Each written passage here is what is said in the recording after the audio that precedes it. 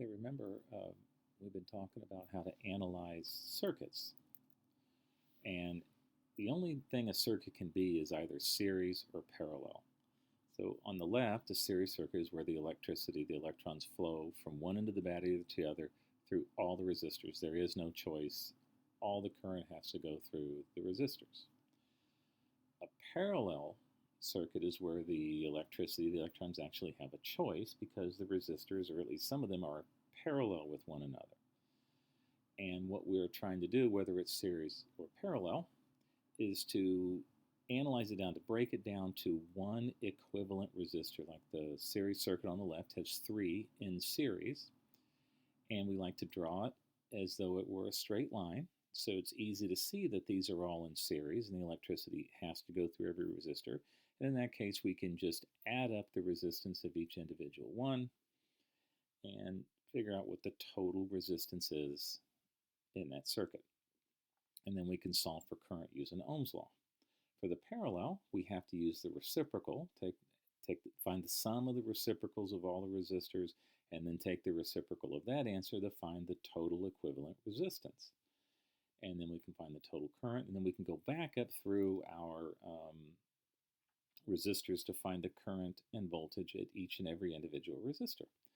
And last time we did that with this circuit, this compound circuit, and again, it looks complicated, but it's just a collection of either series or parallel. And you have to treat them separately. You have to go step by step. The first step was here to redraw it as though it were in a line instead of a loop. And then combine resistors if we have at least 2 resistors that are in parallel or in series, and that's all there are. There's nothing else involved. Then we can combine them. So we can combine, in this case, 2, 3, and 4 into a single resistor using the reciprocal law. And we can combine 7 and 8 into a single resistor by adding them. And then we can combine 6 and 7, 8 into a resistor by using the reciprocal law because they're in parallel. And then we were left with 5 resistors in series. Just add them up. We got 10.1 for the total resistance. And then we used Ohm's law to find the current.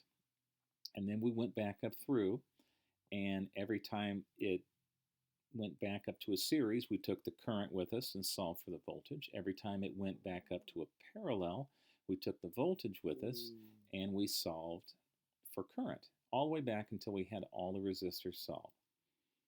So your problem today is, last time I drew the breakdown to one resistor, one equivalent resistance for you. Now I'm going to ask you to do the same. What I will do part of it, I will draw the first drawing where you redraw it from a loop into a line. And what I want you to do is break this down and combine any groups of parallel or series together until you get down to one equivalent resistor, find its total resistance, find its total current, and then work your way back up through and find the resistance and the current at each and every one of the resistors.